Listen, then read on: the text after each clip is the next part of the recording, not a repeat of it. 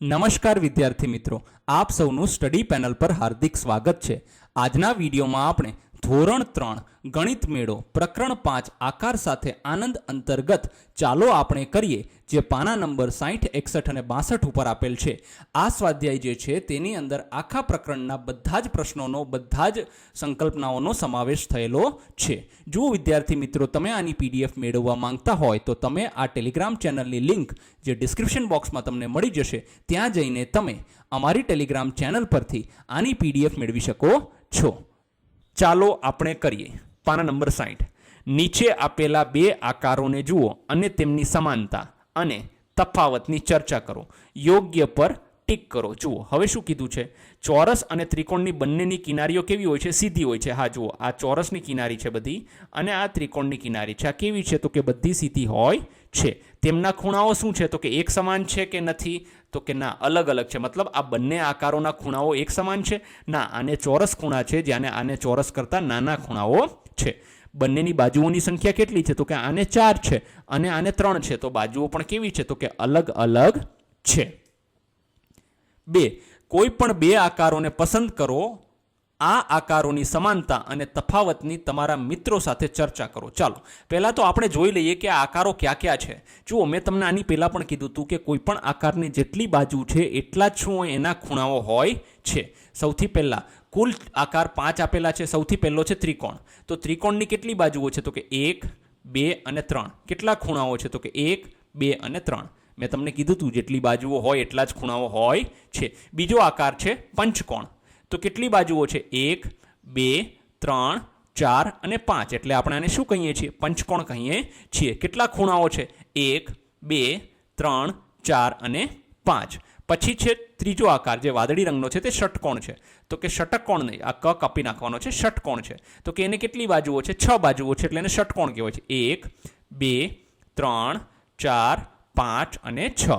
પછી છે અષ્ટકોણ જેની 8 બાજુઓ છે। 1, 2, 3, 4, 5, 6, 7 અને 8। પછી આ છે નવકોણ જેની 9 બાજુઓ છે અને એને 9 ખૂણાઓ હશે। હવે શું કીધું છે? કોઈ પણ બે આકારો આપણને પસંદ કરવાના કીધા છે। ચાલો, મેં પહેલો આકાર ત્રિકોણ અને બીજો આકાર પંચકોણ આ બંનેને પસંદ કર્યા। તો કે બંને આકાર શું છે? તો કે બંને આકારો છે અથવા તો બહુકોણ છે અને બંને કેવા છે? તો કે સીધી રેખાઓથી બનેલા છે। મતલબ જુઓ, આ ત્રિકોણની જે બાજુઓ છે એ પણ સીધી રેખાઓથી બનેલી છે, આ પંચકોણની જે બાજુઓ છે એ પણ સીધી રેખાઓથી બનેલી છે। પછી એનો તફાવત શું છે? તો કે ત્રિકોણમાં 3 બાજુ અને 3 ખૂણા છે, જ્યારે પંચકોણની અંદર 5 બાજુ અને 5 ખૂણા છે। પછી બીજું ષટકોણ અને અષ્ટકોણ, અહીંયા ષટકોણ નહીં આવે, ષટકોણ આવશે। તો ષટકોણ જે છે, ષટકોણ અને આ અષ્ટકોણ, તો કે શું છે? તો કે આ બંને બહુકોણ છે, મતલબ ઘણા બધા ખૂણાઓ આમાં આવેલા છે। બીજું આમાં બંનેમાં બાજુઓની સંખ્યા 4 કરતાં વધારે છે, મતલબ આની અંદર પણ ષટકોણમાં 6 છે, અષ્ટકોણમાં 8 છે, એટલે બાજુઓ અને ખૂણાઓની સંખ્યા વધારે છે। પછી તો કે તફાવત શું છે? તો કે ષટકોણમાં 6 બાજુઓ અને 6 ખૂણા છે, આ ષટકોણ છે એમાં 6 બાજુ અને 6 ખૂણા છે, જ્યારે અષ્ટકોણની અંદર 8 બાજુ અને 8 ખૂણા છે। મેં ખાલી આ બે અને આ બે, આપણે તો કોઈ એકનો જ તફાવત પસંદ કરવાનો હતો પણ મેં બે તમને આપ્યા છે। તમે ધારો તો અહીંયા ત્રીજો આ બંનેના અથવા તો આ બંનેના અને આ બંનેના કોઈ પણ તમે આના તફાવત કરી શકો છો। 3, આ આકારોમાં સૌથી મોટો લંબચોરસ શોધો। જુઓ, જેમ કે અહીંયા એક આકાર છે તો એમાં સૌથી મોટો લંબચોરસ અહીંયા બને છે। પછી આની અંદર, તો કે આની અંદર અહીંયા બને છે। સર આ ઉપર ના બને? ના બને, કેમ કે અહીંયા થોડુંક જે છે આ કપાઈ જાય છે। પછી આની અંદર, તો કે આ લંબચોરસ સૌથી મોટો છે। આની અંદર, તો કે આ લંબચોરસ, જો આ ચોરસને નહીં લેવાય કેમ કે અહીંયા કપાઈ જાય છે, એટલે આ લંબચોરસ સૌથી મોટો છે। 3, મેં એક ત્રિકોણ બનાવ્યો, પછી મેં ત્રિકોણની બીજી હરોળ બનાવી। બીજા ચિત્રમાં કેટલા ત્રિકોણ છે? જુઓ, આ એક ત્રિકોણ છે, તો બીજા ત્રિકોણ જ્યાં મોટો ત્રિકોણ છે એમાં કેટલા ત્રિકોણ છે? તો કે 1, 2, 3, 4। કેટલા ત્રિકોણ છે? 4 ત્રિકોણ છે।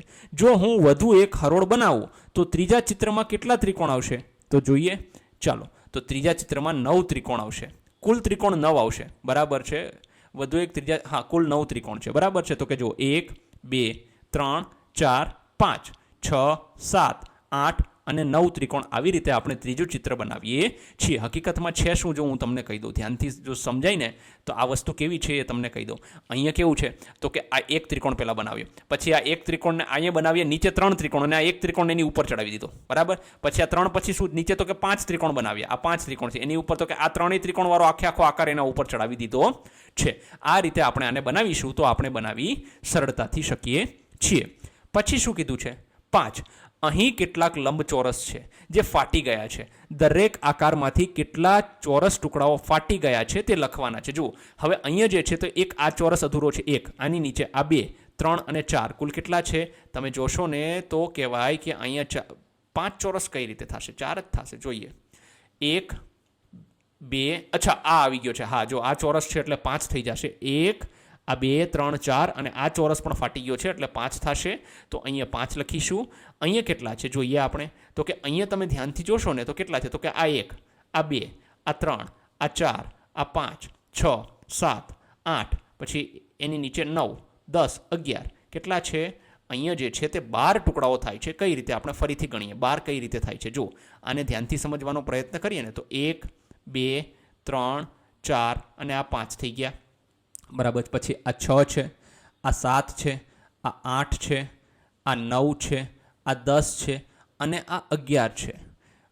અને અહીંયા જે તમે જોવા જશો તો આ જે ચોરસ ટુકડો દેખાય છે તે 12 છે. એટલે આપણે કહી શકીએ કે 12 ચોરસના જે ટુકડાઓ છે 1 2 3 4 5 6 7 8 9 10 11 ને 12. હા બરાબર છે, 12 ટુકડાઓ અહીંયા કપાઈ ગયા છે તો આપણે લખીશું 12. પછી શું કીધું છે? અહીંયા કેટલા છે તો કે અહીંયા 11 કપાઈ ગયા છે. અહીંયા કેટલા છે? 3 કપાઈ ગયા છે. અહીંયા 9 અને અહીંયા 10 ચોરસ ટુકડાઓ કપાઈ ગયા છે.